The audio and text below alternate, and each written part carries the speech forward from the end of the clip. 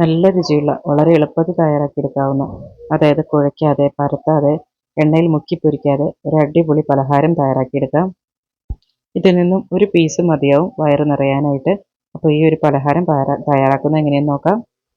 Mixer ജാറിലേക്ക് 1 cup വെള്ളം ചേർക്കാം.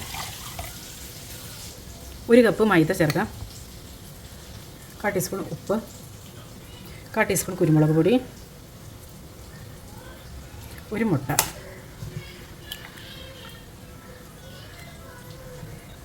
ഇത് നന്നായിട്ടൊന്ന് അടിച്ചെടുക്കാം. ഇതിപ്പോൾ നല്ല ലൂസായിട്ടുള്ളൊരു ബാറ്റർ കിട്ടിയിട്ടുണ്ട്. കണ്ടോ? ഇനി ഇത് ചുട്ടെടുക്കാം. പാൻ നന്നായിട്ട് ചൂടായി കഴിയുമ്പോൾ ഇതിലേക്ക് കുറച്ച് എണ്ണ ഒന്ന് അപ്ലൈ ചെയ്യാം. അപ്പോൾ നോൺ സ്റ്റിക്കിൻ്റെ പാനാണെങ്കിൽ എണ്ണ അപ്ലൈ ചെയ്തില്ലെങ്കിലും കുഴപ്പമൊന്നുമില്ല കേട്ടോ. പിന്നെ ഇതിനകത്തേക്ക് ഒരു തവി മാവ് ഒഴിച്ചിട്ട് നമ്മൾ ദോശയൊക്കെ ചുട്ടെടുക്കില്ലേ എന്ന് പറഞ്ഞാൽ ചുട്ടെടുക്കാം. അപ്പോൾ ഫ്ലെയിം കുറച്ചിട്ടിട്ട് വേണം കേട്ടോ ചുട്ടെടുക്കാനായിട്ട്, അല്ലെങ്കിൽ ദോശയുടെ പോലത്തെ ഈ ഹോൾസ് ഒക്കെ വരും. അപ്പോൾ ഹോൾസ് വരാണ്ടിരിക്കാൻ വേണ്ടിയിട്ട് ഫ്ലെയിം ഒന്ന് കുറച്ചിട്ടിട്ട് ചുട്ടെടുക്കുക. തിരിച്ചും മറിച്ചും ഇട്ടിട്ട് ചുട്ടെടുക്കാം. അപ്പോൾ ഇതുപോലെ എല്ലാ ദോശയും ചുട്ടെടുക്കാം. ഇനി മിക്സിയുടെ ചെറിയ ജാർ എടുത്തിട്ടുണ്ട്, അതിലേക്ക് ഒരു മുട്ട പൊട്ടിച്ചൊഴിക്കാം. 2 ഉള്ള വെളുത്തുള്ളി,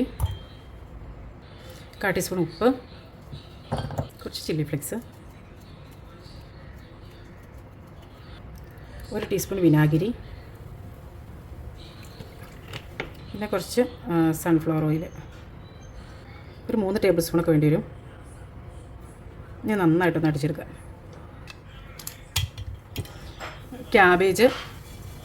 സവോള, ക്യാപ്സിക്കം, പിന്നെ ടൊമാറ്റോയുടെ ഉള്ളിലത്തെ അരി എടുത്ത് കളഞ്ഞതിന് ശേഷം ചെറുതായിട്ട് അരിഞ്ഞെടുത്താണ്. ഇതിൻ്റെ കൂടുതൽ നമുക്ക് ക്യാരറ്റ് ചേർക്കാം, അതുപോലെ കക്കിരി, എന്താ പറയണേ, മറ്റേ കുക്കുംബർ, അതൊക്കെ ചേർക്കാം കേട്ടോ.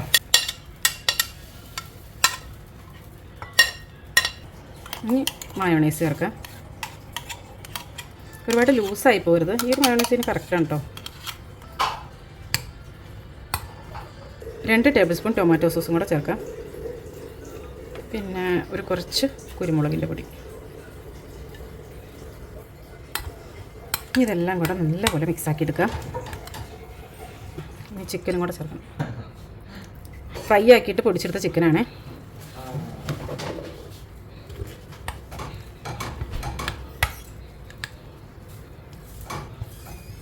ഇപ്പോൾ നമ്മുടെ ഷവർമ ഫില്ലിംഗ് റെഡി ആയിട്ടുണ്ട്.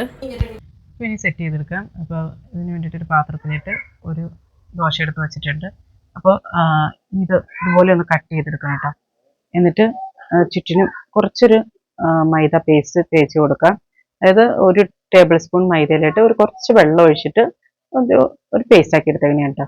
ജസ്റ്റ് ഒന്ന് മിക്സ് ചെയ്തെടുത്ത് വെച്ചത്. ഇതിങ്ങനെ തേച്ചില്ലെങ്കിലും കുഴപ്പമില്ല കേട്ടോ, കാരണം നമ്മുടെ ഈ ഒരു ദോശ തന്നെ മൈദ കൊണ്ടുള്ളതാണല്ലോ. അപ്പോൾ അതുകൊണ്ട് തന്നെ അത് ഒട്ടിയിരുന്നോളും. എങ്കിലും നമ്മളൊരു കുറച്ചുകൂടെ എന്താ പറയുക, പൊട്ടി പോകാണ്ടിരിക്കാൻ വേണ്ടിയിട്ട് അങ്ങനെ ചെയ്യണമെന്ന് മാത്രമേ ഉള്ളൂ കേട്ടോ.